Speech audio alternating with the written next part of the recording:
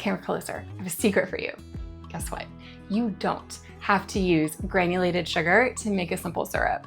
I know, crazy, right? This version is actually made with stevia extract, which is an extract from plants that's several hundred times sweeter than sugar. It is a great substitute for simple syrup, and you can use the simple syrup in anything from smoothies to your cocktails or mocktails, really whatever your heart desires. If you're new here, I'm Melanie with Inspired Epicurean. We share delicious vegan recipes and sustainable lifestyle content for a greener, more vibrant future. I'm so glad you decided to join today. Let's dive right in. So to make this, you just need a few simple ingredients. First, I have about 1.5 cups of water. I'm using filtered water to help prevent any off flavors, but use what you have. About a half teaspoon of pure stevia extract and a teaspoon of arrowroot powder. Technically, this is optional. It just helps give the syrup a little thicker body. If you have an electric kettle, go ahead and bring the water to a boil. Then pour it into a saucepan over medium-high heat and then reduce to a simmer. It should only take a moment since you have already heated the water.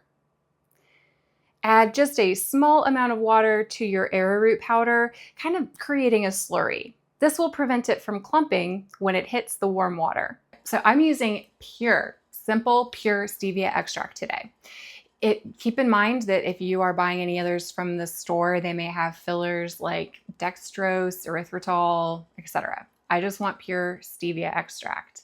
If you are using an alternative sweetener that is not stevia extract, maybe you're using monk fruit sweetener or liquid stevia extract instead, my best recommendation for you is to just add it in very small increments until you've reached your desired sweetness level. It's easier to add more than it is to take away, though if you need it to take away for any reason, you can just add more water, dilute it a little bit.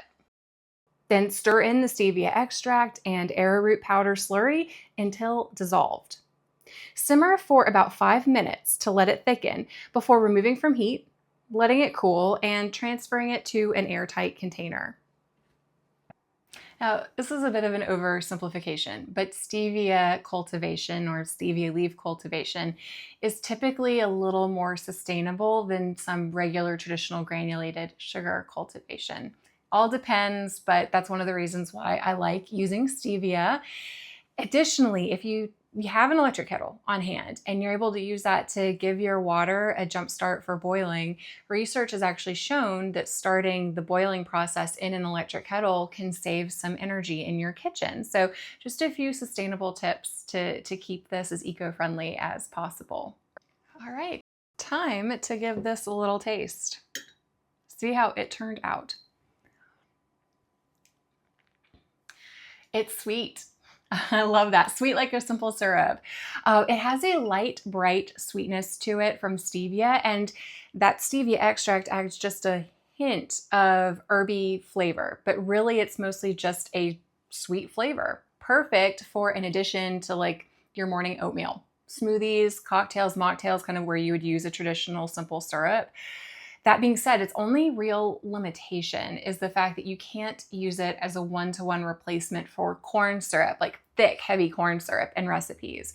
This is great as more of a sweet additive to something else. I say enjoy it in whatever kind of creative application you want, and you'll be really pleased. Of course, the full recipe is linked in the below description, which you can find on our website, or just head on over to the QR code on the side of the screen. I invite you to like and subscribe for more content inspired by plants and made with love. Thanks so much for watching today, guys. I'll see you in the next video.